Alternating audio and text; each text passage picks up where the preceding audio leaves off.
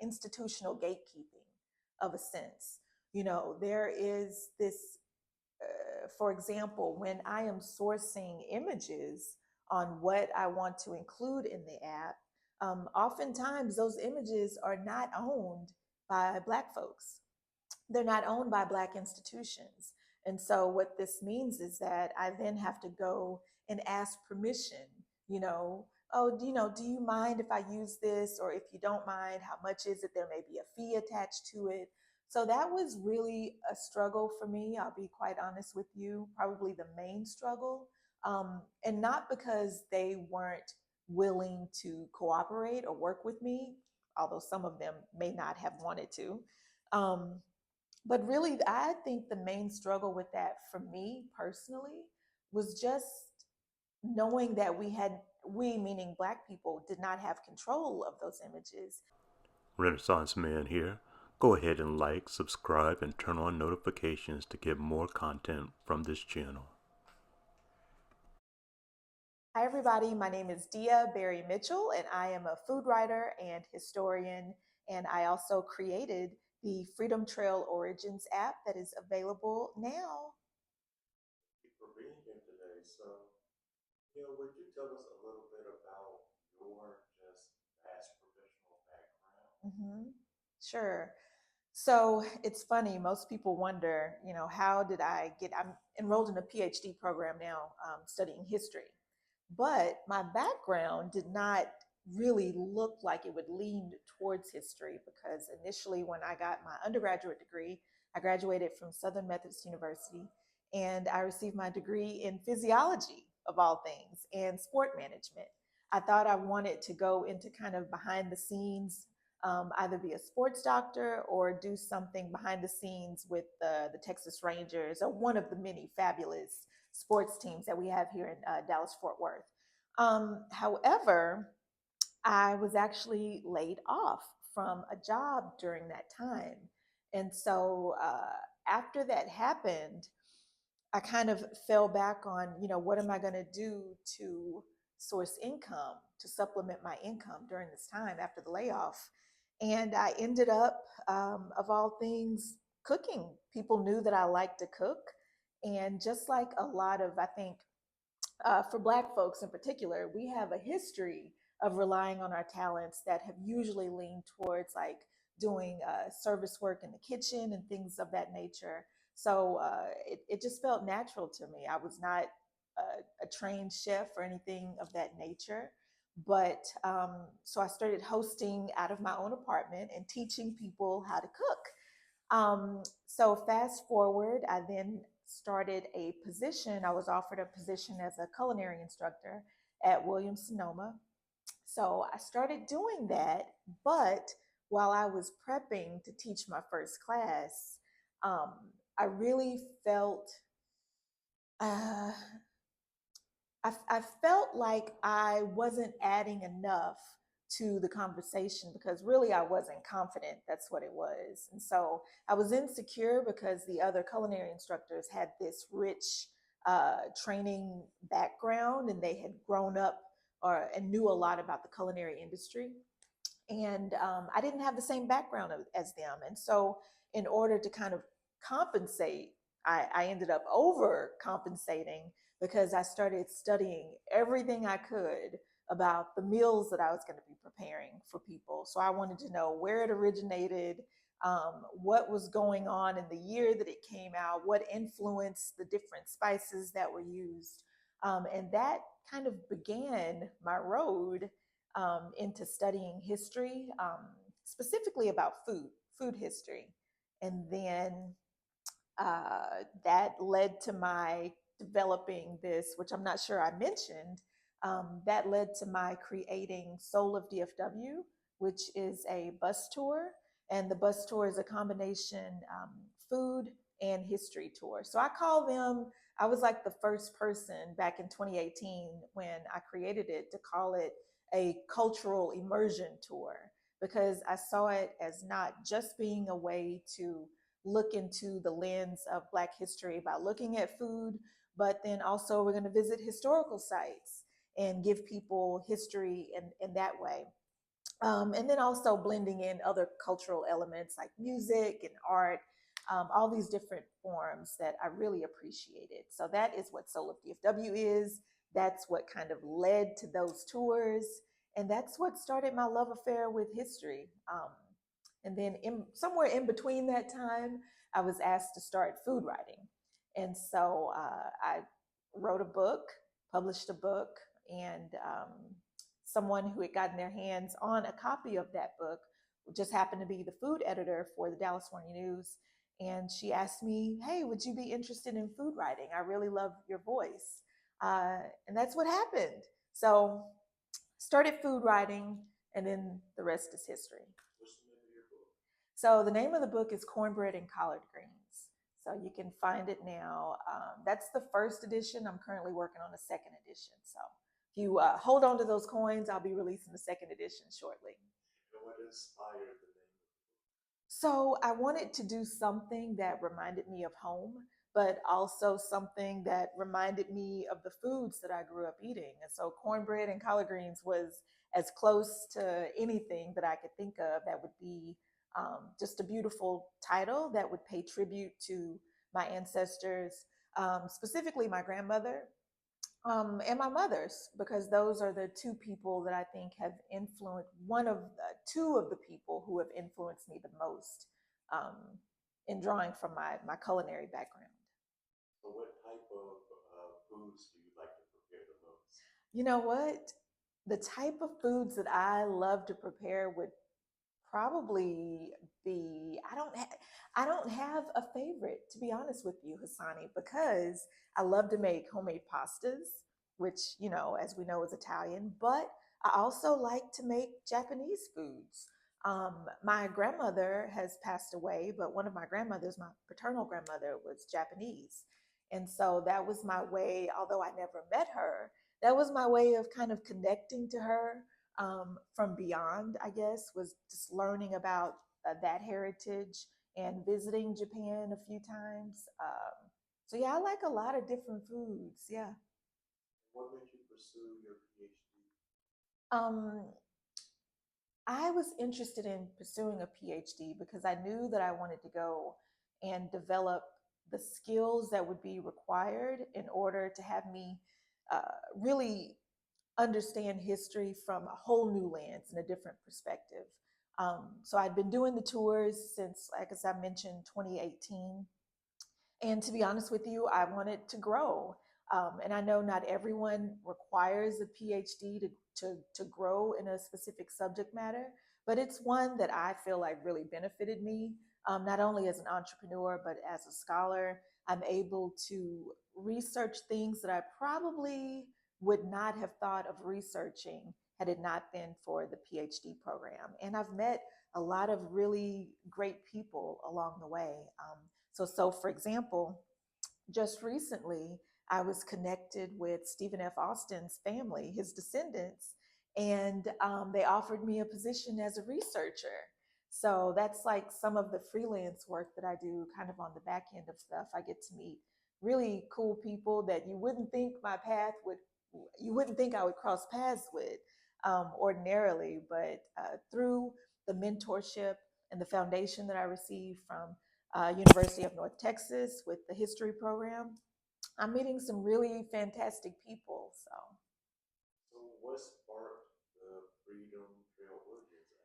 So the Freedom Trail Origins app has been in the makings since way back, honestly, before COVID, if you can believe that. So in 2019, I was living over in Fort Worth and I was on my bus tour, Soul of DFW. And while I was on the tour, I was thinking to myself, you ever just you're telling a story to someone and you feel like they could really connect with it better if they had something tangible. So in my case, I'm a visual person. And so when I'm on the bus tours, I'm doing my best to paint these vivid pictures. But as you can probably also attest, Sonny, a lot of times in Dallas, and not just in Dallas, Fort Worth, but really in Texas in general, we don't do a very good job of preserving architecture. Um, truly when it comes to architecture that has Black significance. And so, one of the difficulties I faced while I was on my bus tour was retelling these stories and trying to paint a picture of what certain things looked like, and really getting people to understand um, what people were experiencing during that time period.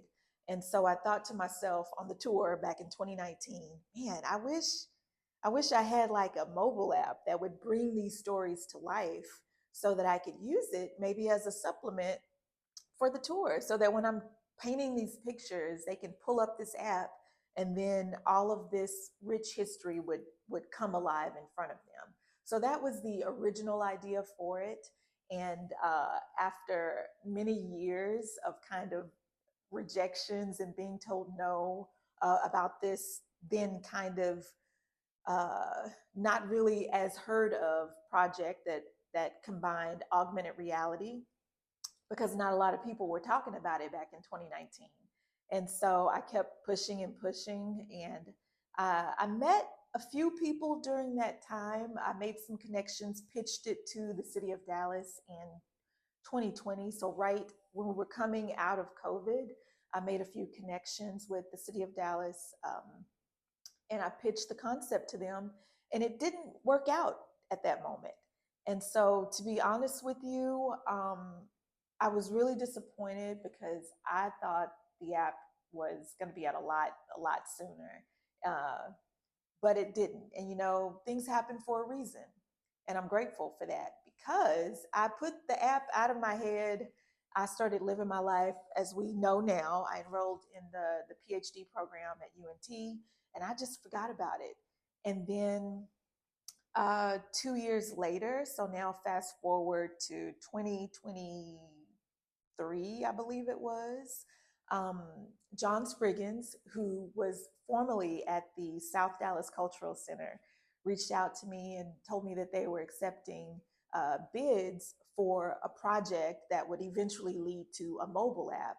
And he knew that I would be interested, obviously, in bidding on this, um, because the new director, Martine Phillips, was interested in incorporating technology and art and history into something that would act as like a preservation of Dallas's rich Black history. And so obviously he recalled the conversations that we had with them, and they invited me to pitch for that, and that's what I did. So that's how it started. So Freedom Trail Origins is like the broad, the more broad term for what we hope the expansion will be. And so uh, Deep Ellum is the first site that we focused on. And so the name of the actual app, because I didn't want to put the cart before the horse, and I didn't want to make any assumptions that I would automatically be the artist and the creator that would develop the next one. So I named it Deep Ellum AR Experience. And so you can definitely go and find it on Google Play, on Apple Play, and make sure you download because it's free. Um, how was the development process itself? Was that as easy as you thought it was going to be, or?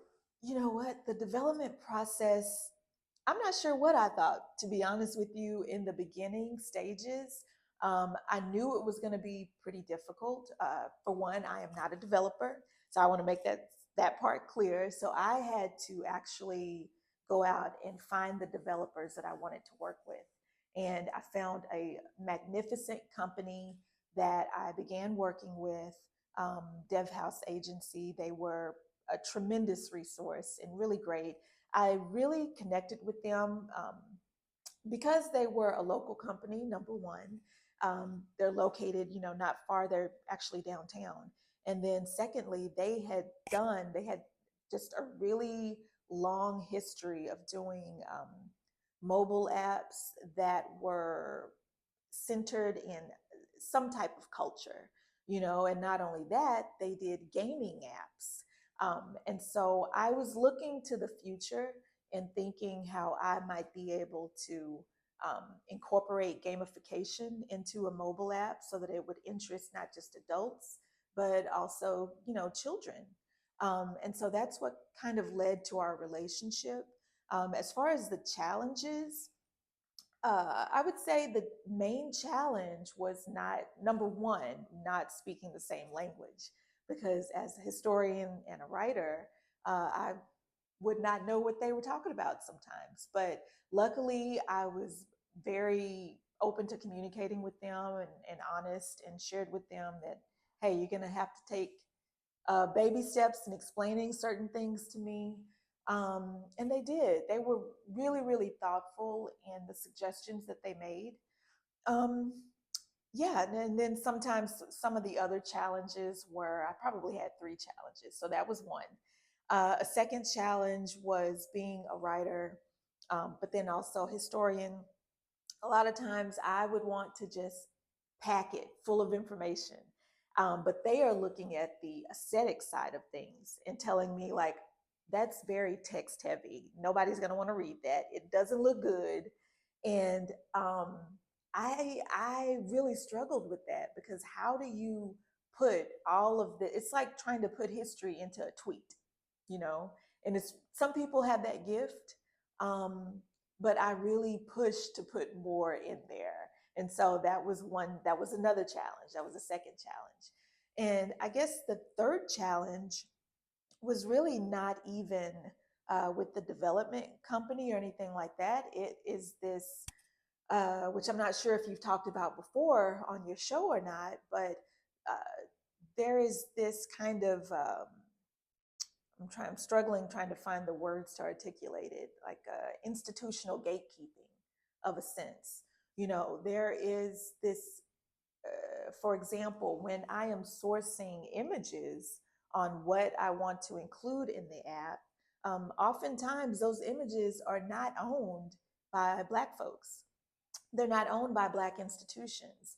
And so what this means is that I then have to go and ask permission, oh, do you mind if I use this? Or if you don't mind, how much is it? There may be a fee attached to it. So that was really a struggle for me. I'll be quite honest with you, probably the main struggle. And not because they weren't willing to cooperate or work with me, although some of them may not have wanted to. Um, but really, I think the main struggle with that for me personally was just knowing that we meaning Black people, did not have control of those images, knowing that I even had to ask someone to borrow images of people that looked like me, to incorporate into something that would benefit everyone, not just Black people, but everyone who wanted to learn history. That was really difficult for me. I'm not going to lie. That was probably the most difficult thing. What's your favorite feature of the app? My favorite feature of the app is just, well, I love the 3D layering of different narratives that are being told. Um, there is an interview that is not 3D, and I interviewed a young lady named Patsy Lucas, and Miss Lucas has passed away, so she's no longer with us. I believe she passed away a couple of years ago, but I interviewed her a few years ago, and I had kept on to that audio recording. It was in my phone, and I didn't even think I would ever get a chance to use it. I just, kept it. And I was listening to it one day, and I thought, this would go really well with the app about Deep Ellum. Um, because she used to be a dancer, and she talked about uh, really what it was like during that time period, and her life as a dancer when she was a young girl and dancing with her uncle. And so, as a lot of us know, Deep Ellum had really such a beautiful history, cultural history, when it comes to things like music and dance and arts. So I wanted to add Miss Lucas's interview in there, an excerpt of it, to kind of add another layer so that people would realize this wasn't just words in a textbook or words in a book. I wanted people to hear her voice and know that she was a real person. She was living, she was breathing, she was tremendously funny. So if you listen to an excerpt of that, that was probably my favorite part of the app. And then my second favorite part was adding in the pop-up features for the Knights, formerly Knights of Pythias Grand Temple, which is now the Kimpton Pittman Hotel. And so if you go up on the ballroom level, which is on the fourth floor, that's where I scanned the images into that. I actually took that myself with the 3D panorama. So I ran up there and I took those snapshots, and then I sent some images to the developers and they layered those on. So when you pull that up, just know a lot of work went into that behind the scenes because I had to get it just right. Those are my two favorite features of the app. What would you like the future of the app to be? What else would you like to accomplish? Yeah. What would I like the app to accomplish? Well, for one, we worked with a very limited budget for this particular app. Um, and so, because you have a limited budget, you also have to find ways to be creative and to keeping people interested in the subject, but also making sure your bills are paid, right? I have to pay those developers and things like that. I have to pay myself for time, for researching and doing things, writing the content and things like that that people I don't think realize went into behind the scenes. So we can talk about that later. But um, for the future, I would love to have number one, an expanded budget. And so with that budget, I would really be able to add a lot more features, take my time and do it right. This was also like a really quick turnaround. A lot of the legwork I had done on the back end previously. So luckily I had a lot of stuff already saved, like in hard drives and folders and stuff on my laptop. But as far as like the content writing and things of that nature, that took a lot of time and a lot of late nights and not going out. And I kind of did everything within a 6 week period for that. And so, with an expanded budget, I would love to do something that looks a little bit more refined.